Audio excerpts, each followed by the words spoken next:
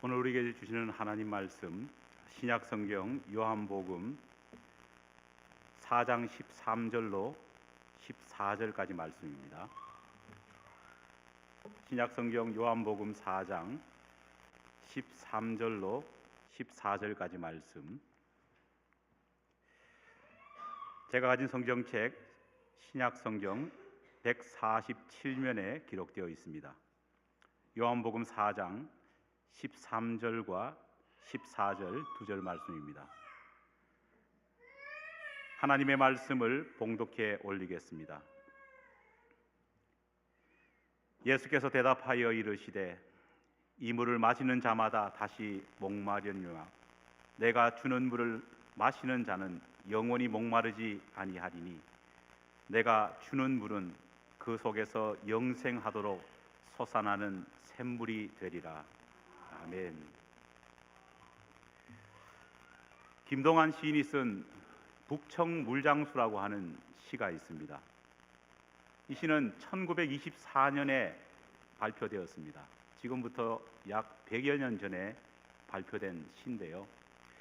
이 시를 보면은 그 당시 사람들에게 물이라는 것이 어떤 의미를 가지고 있었는지를 분명히 보여주는 대목들이 있습니다. 제가 그 시를 한번 읽어보겠습니다.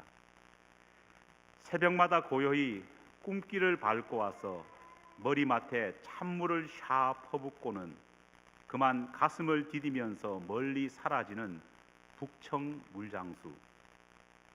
물에 젖은 꿈이 북청물장수를 부르면 그는 삐걱삐걱 소리를 치며 온 자취 없이 다시 사라진다. 날마다 아침마다 기다려지는 북청물장수. 수도가 보급되기 이전까지만 해도 물은 사람들의 애환을 비추어주는 시대의 거울이었습니다. 정말 먼 강까지 머리에 독을 이고 물을 기르러 와야 했던 그런 아낙네의 고달픈 삶이 바로 이 물에는 스며들어 있습니다. 또 이 물은 경제적인 부유함과 가난함을 구분짓는 상징이 당시에는 되기도 했습니다. 그래서 형편이 나은 사람들은요, 오늘 이 북청물장수의 시와 같이 직접 물을 기르러 가는 대신에 물장수에게 도움을 받아서 집에서 편안하게 물을 받아 먹기도 했습니다. 게다가 많지는 않았지만은 일부 부자들은 수맥을 찾아서 자기 집 마당에 깊이 우물을 파서 편안하게 원하는 만큼의 물을 받아 마시기도 했습니다. 하지만 이런 물의 전쟁은 서울 왕십리에 뚝도 정수장이 본격적으로 생기고 수도 사업이 이루어지면서 영원한 추억 속으로 사라지게 됩니다. 힘든 시절 물은 이처럼 사회 계층을 나누는 지표였고 또 사람들의 건강을 구분짓는 척도가 되기도 했습니다. 하지만 100년 전만 물이 이렇게 사회 계층을 구분짓고 또 사람들의 건강을 구분짓는 척도가 되는 것은 아닙니다. 여러분, 100년 전이나 지금이나 물이 H2O라고 하는 분자 구조는 조금도 바뀌지 않았습니다. 하지만은요, 어떻게 보면은 100년 전에는 그래도 깨끗한 물, 더러운 물, 이렇게 먹을 수 있는 물과 먹을 수 없는 물로 간편하게 양분되었던 이 물이 오늘날에는 수없이 많은 헤아릴 수 없는 그런 다양한 물로 분화되었다는 것을 우리는 볼 수 있습니다. 2009년에 신세계백화점 강남점에 물카페가 열렸습니다. 개업을 한 것이죠. 당시까지만 해도 물은요, 우리나라 사람에게는 깨끗한 물과 더러운 물, 마실 수 있는 물과 마실 수 없는 물로 그냥 그렇게 물을 생각해 왔습니다. 하지만 2009년에 이 물카페가 생기면서요, 물은 굉장히 복잡한 것으로 분화되었습니다. 지금은 전국적으로 체인망을 구축할 정도로 이 물카페가 엄청나게 성공을 거두고 있다고 합니다. 그런데 이 물카페에서는요, 같은 물인데도 다 같은 물이 아닙니다. 신문을 보니까 이 물카페의 광경이 이렇습니다.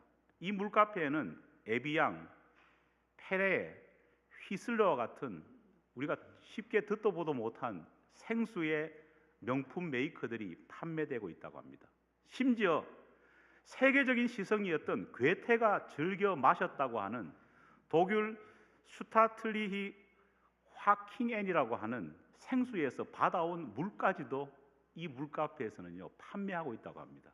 그래서 사람들이 물카페에 방문해 가지고 그 괴테가 마셨던 물 한 잔을 들이키면서 괴테가 되는 그런 심정을 느끼고 있다고 합니다. 또 이 물카페에는요 마돈나가 지금 또 마시고 있다고 하는 노르웨이에서 가지고 온 비가 녹인 물도 판매하고 있고, 심지어는 로마 황제 시저가 음용했다고 하는 이탈리아의 옥시자이저 물까지 수입해 와서 한 잔에 수십 달러, 아니 수천 달러에 이르는 물까지도, 한 100여 종에 이르는 물을 이 물카페에서 전시하고 판매하고 있다고 합니다. 하지만 어떤 식으로 어떤 유명인이 물을 마셨다고 할지라도요, 우리가 보고 듣고 마시는 물은요 동일한 특징을 가지고 있습니다. 멀리 독일의 정말로 귀한 생수 지역에서 떠온 물도, 우리 집 앞에서 수돗물로 받은 그 물도 사실은요 한 가지 똑같은 특징이 있다는 겁니다. 그것은 지하수든 약수터에서 길러온 물이든 강에서 떠온 물이든 간에 모든 물은요 예외 없이 지표수에 불과하다는 겁니다. 그렇잖아요. 다 땅 위에서 떠온 물이라는 겁니다. 아무리 이러한 지표수를 화려하게 광고를 한다고 할지라도, 효능을 자랑한다고 할지라도요, 지표수는 반드시 오염될 수 있는 물일 수밖에 없다는 겁니다. 제가 설교 시작하면서 물 이야기를 좀 길게 하다 보니까 제가 북청 물장수가 된 것 같은데요. 제가 물 이야기를 길게 했던 이유가 있습니다. 첫 번째는요, 이 물이 조금 전에 우리가 함께 했던 세례 예식과 관련이 있기 때문입니다.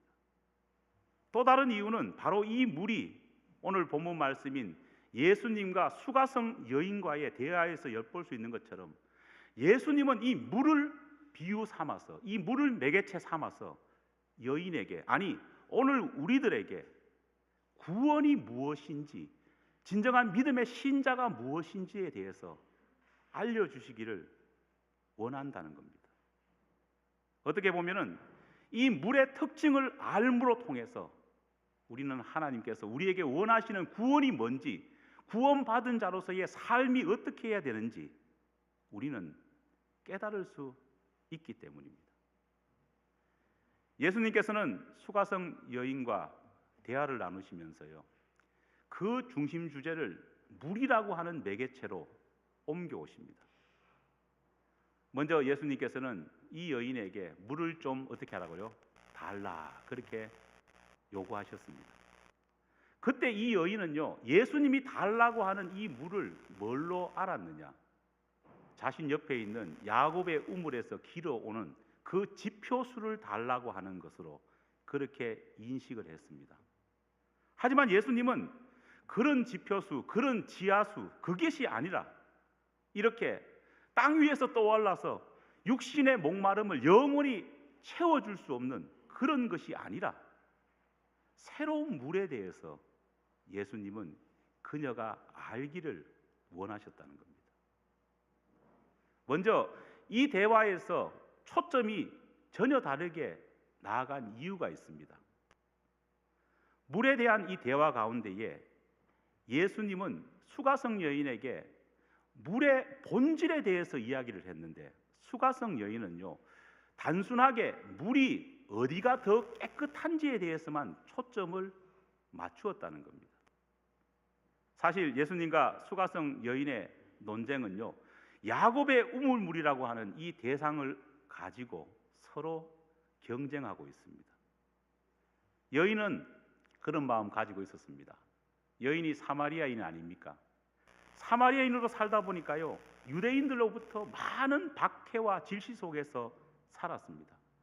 그들의 안타까운 역사 가운데에 이방 민족에게 정복 담음을 통해서 그들도 어쩔 수 없이 이방 민족과 결혼해서 혼혈 민족이 될 수밖에 없었고, 또 그들의 신앙 역시도 온전함을 유지할 수 없었던 그 아픔의 역사를 유대인들은 계속해서 지적하면서 너희의 신앙, 너희 민족은 이제는 더 이상 깨끗한 민족이 아니라고 그렇게 질시해왔던 겁니다.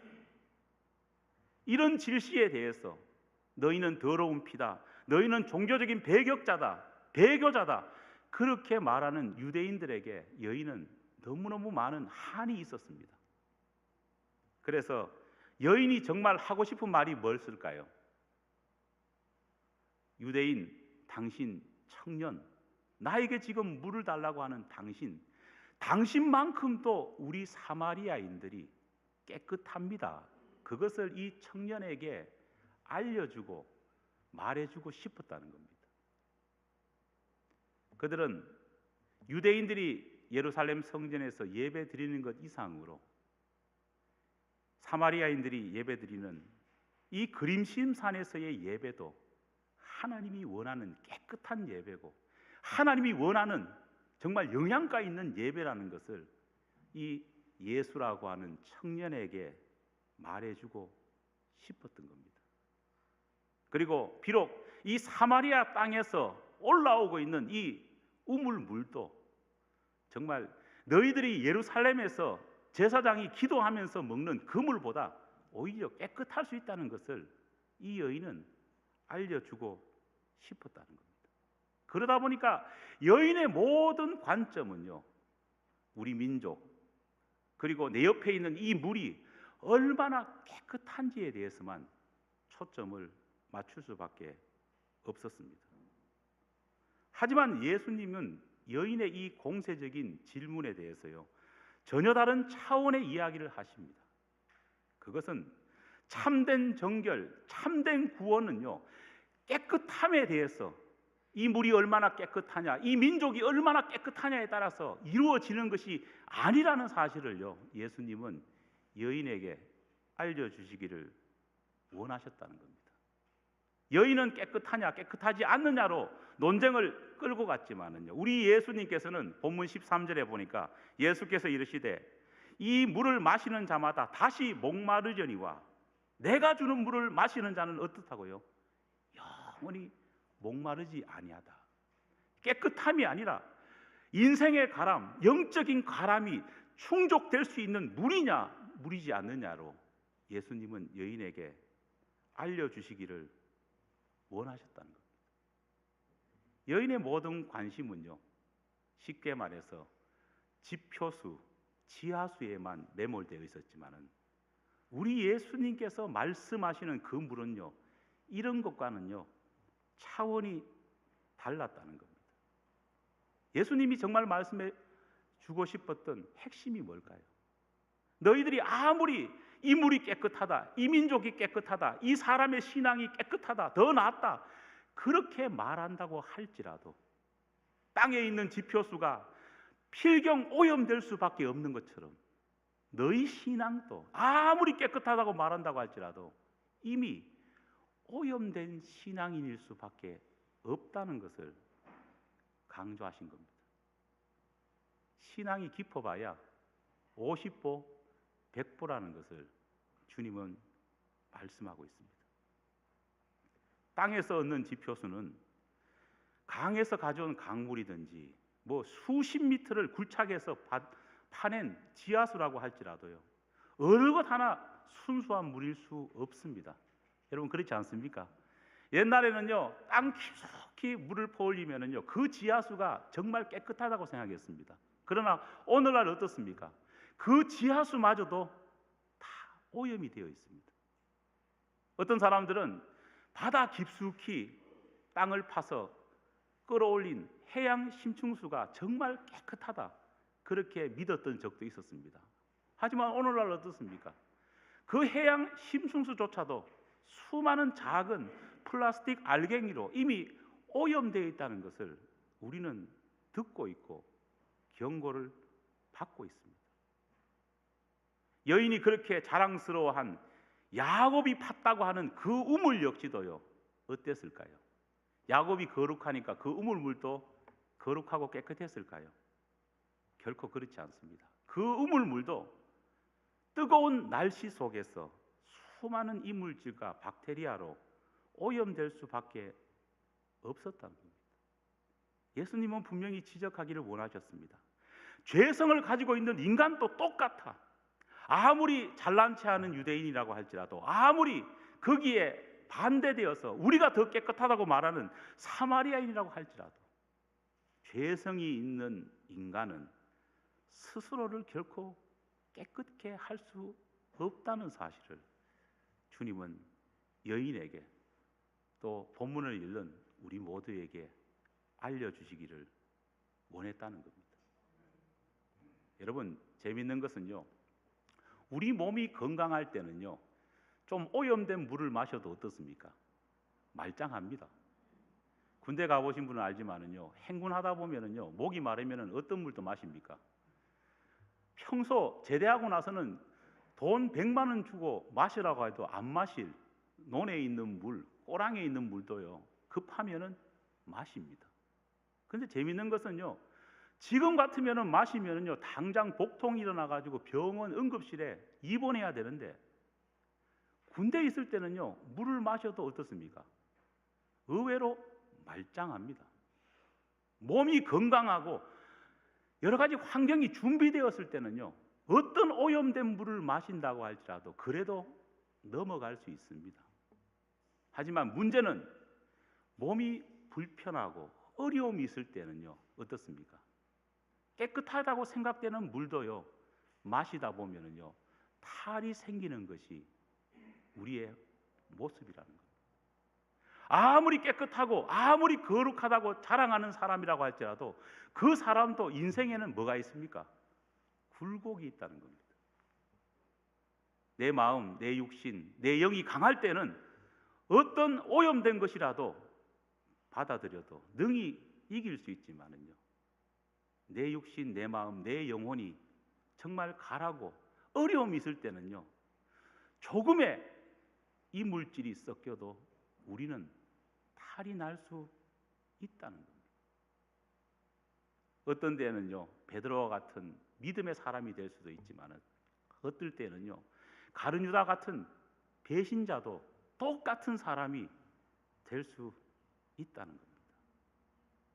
그래서 인간이 자신하는 내가 깨끗하다, 또 우리가 어떤 좋은 물을 발견했다, 이것이 문제가 아니라 예수님께서는 오늘 보면 14절 말씀을 통해서 어떤 물을 받아 마셔야 되느냐, 어떤 물과 같은 신앙이 되어야 되느냐, 내가 주는 물을 마시는 자는 영원히 목마르지 아니하리니 내가 주는 물은 그 속에서 영생하도록 솟아나는 어떤 물이라고요? 샘물이 되리라. 할렐루야.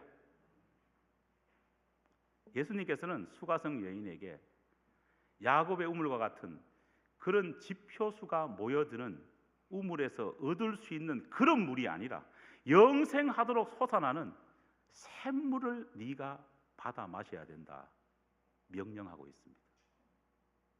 오늘 본문 말씀에서 우리가 분명히 기억해야 될 것이 있습니다. 우리는 우물과 같은 신자가 되어서는 안 됩니다. 우리는 샘물과 같은 신자가 되어야 된다는 겁니다. 여러분, 우물과 샘물이 뭐가 다를까요? 우리나라는 물이 그래도 풍족한 나라이기 때문에, 또 이 미국도 물이 풍족하기 때문에 우물 있는 집 거의 없잖아요, 그죠? 우물과 샘물이 크게 구분되지 않습니다. 하지만 이스라엘 나라는요, 물이 부족한 국가이기 때문에 우물과 샘물은요, 하늘과 땅과 그 차이처럼요, 완전히 다른 수원지입니다. 둘 다 물을 얻을 수 있고, 또 그렇게 얻은 물을 저장할 수 있다는 점으로 봐서는요, 우물이나 샘물이나 보기에는 별반 다를 것이 없어 보입니다. 하지만 찬찬히 살펴보면은 우물과 샘물은 완전히 다른 성격, 다른 모습을 하고 있습니다. 그게 뭐냐? 먼저 우물은 단순히 땅에 있는 지표수를요 한 곳에 모아두는 것에 불과합니다. 우리가 비가 내릴 때 미리 땅에 깊숙이 구덩이를 파두면은요 그게 뭐가 됩니까? 우물이 됩니다. 흐르는 비가 땅에서 이 낮은 구덩이 속으로 물이 들어갑니다. 그리고 나중에 땅으로 스며들었던 물도 어떻습니까? 이 구덩이로 조금씩 스며듭니다. 바로 그것이 뭘까요? 우물이라는 겁니다. 실제로 우물은요 여기저기서 지표수가 그냥 한 곳에 모인 곳에 불과합니다. 그러다 보니까요 여기서 오염된 물, 저기서 오염된 물, 이런 물들, 잡동사니 물들이요 한 곳에 모여 있는 것에 불과하다는 겁니다. 성경에 보면은요 우물을 헬라어로 프레아르라고 하는 단어를 사용하고 있습니다. 이 프레아르라는 말은 뭐냐? 여기저기에 있는 잡동사니 지표수가 한 곳에 모여 있다는 것을 의미할 뿐이라는 겁니다. 이렇게 모여서 고여 있는 물이 되다 보니까요 이스라엘 날씨가 더우면 이 물은 어떻게 될까요? 필경 썩을 수밖에 없다는 겁니다. 여러분, 우리 신앙도요 이와 비슷해질 수 있다는 겁니다. 사실 우리 모두가 예수님을 믿는다고 고백하고 또 그 믿음을 가지고 예배드리러 다 나와 있지만은요 교회 문지방을 정말 많이 드나들고 있지만은요 정말 잘못하면은 우리의 신앙이 여기저기서 주어들은 잡다한 지식으로 얄팍하게 만들어진 우물 같은 그런 신앙일 수 있다는 겁니다. 여러분, 의외로 신자들을 많이 만나서 이야기를 해보면은요 우물 같은 신자가 얼마나 많은지 모릅니다. 우물은 어떤 특징이 있습니까?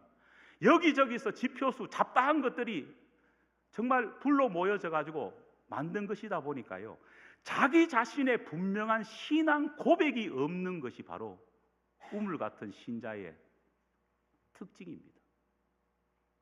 교회를 선택해도 내가 이 교회를 왜 선택해서 이 교회에 무엇을 해서 하나님께 영광 돌리겠다고 하는 그런 분명한 목적의식이 없습니다.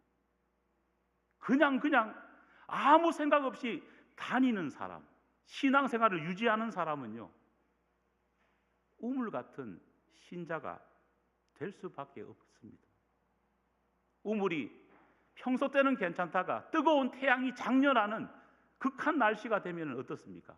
고여있는 물이 썩어서 냄새나고 먹지 못하는 것처럼 이렇게 잡다하게 아무 목적 없이 모여있는 교회, 모여있는 신자의 마음은요 평소 날씨 좋고 괜찮을 때는 괜찮아 보이지만은 뜨거운 태양이 장렬하듯이 고난이 있고 어려움이 있으면요 필경 어떻게 될까요?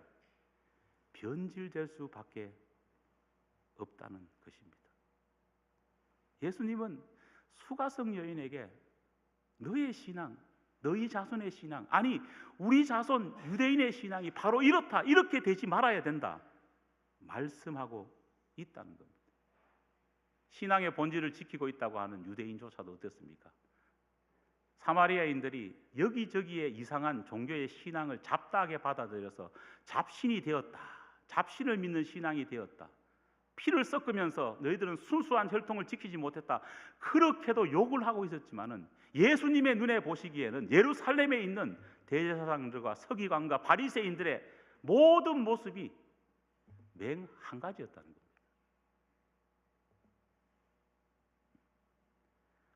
이런 여인의 질문과 이런 상황을 바라보시면서 우리 예수님께서는 수가성 여인에게 우물이 아니라 어디에서 물을 공급받아라 말하고 있느냐? 바로 샘물이 되어라 말씀하고 있습니다. 이 샘물을 헬라어로 찾아보면요 페게라고 하는 단어를 사용하고 있습니다. 영어 성경에는 이 샘물을 스프링이라 그렇게 표현하고 있습니다. 여러분, 샘물은 아까 언급했던 우물과는 차원이 다른 물입니다. 우물 즉 프레아르는 단순히 이물 저물이 모여서 고여진 그런 웅덩이에 불과합니다. 모여진 물도 어떻습니까? 다 지표수가 그냥 모여가지고 만들어진 것에 불과합니다. 하지만 샘물은 다릅니다. 샘물은 어떤 물입니까? 반석에서 분출해 나오는 그 물이 모인 곳이 바로 샘물입니다.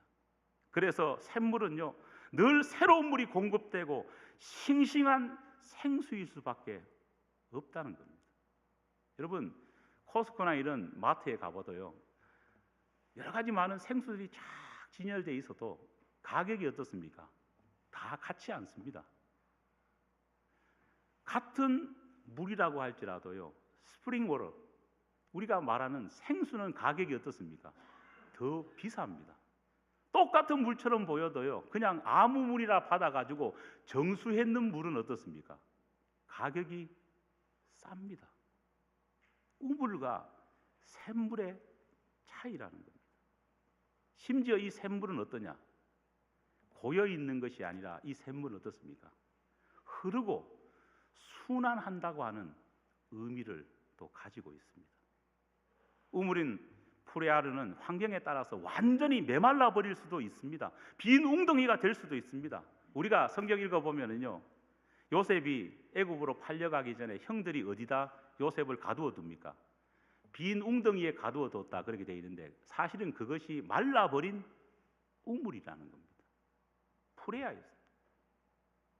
하지만 반석에서 솟아나오는 팩의 샘물은 어떻습니까? 결코 메마르지 않습니다. 왜냐? 물의 원천이 날마다 솟아나고 있기 때문입니다. 본문에서 주님께서 수가성 여인에게, 아니 우리 모두에게 간절히 원하셨던 구원의 진리의 핵심은 뭐냐? 수동적인 우물 같은 신앙이 아니라 생명의 원천이 솟아올라오는 샘물 같은 신앙이 되라, 그렇게 주님은 말씀하고 있다는 것입니다. 여러분, 조금의 어려움이 와도 인생의 가뭄을 겪고 신앙을 포기해버리고 교회를 떠나버리는 사람들이 얼마나 많습니까? 이유가 뭘까요? 우물 같은 신앙을 가지고 있었어이기 때문입니다. 하지만 진정 예수님을 만난 사람은요, 생수의 근원 되시는, 샘물의 근원 되시는 주님을 알기에 오히려 어려움이 있을 때에 그 신앙이 더욱더 빛난다는 것을 우리가 기억해야 될 줄 믿습니다. 사랑하는 여러분, 오늘 귀한 자녀를 하나님의 의탁하는 유아 세례를 드렸습니다. 우리 태성이도, 태성이의 부모도, 태성이의 할아버지 할머니도요, 우리 태성이가 우물의 신앙이 아니라 샘물의 신앙을 가질 수 있도록 제대로 가르치고 교육시켜야 됩니다. 우리 모든 교우 역시도 우리의 신앙이 우물의 신앙인지 샘물의 신앙인지를요, 날마다 돌아봐야 될 줄 믿습니다. 우물물에 만족하지 말고, 우물물은 어떻습니까? 기르기도 쉽잖아요, 그죠? 내가 노력 안 해도 비 오면 당연히 채워지잖아요. 하지만 그런데 만족하는 것이 아니라 주님께서 원하셨던 그 근원의 샘물이 우리 모두가 될 수 있도록 기도하며 노력하며 몸부림치는 우리 교회 교우들이 되기를 간절히 축원합니다. 기도하겠습니다.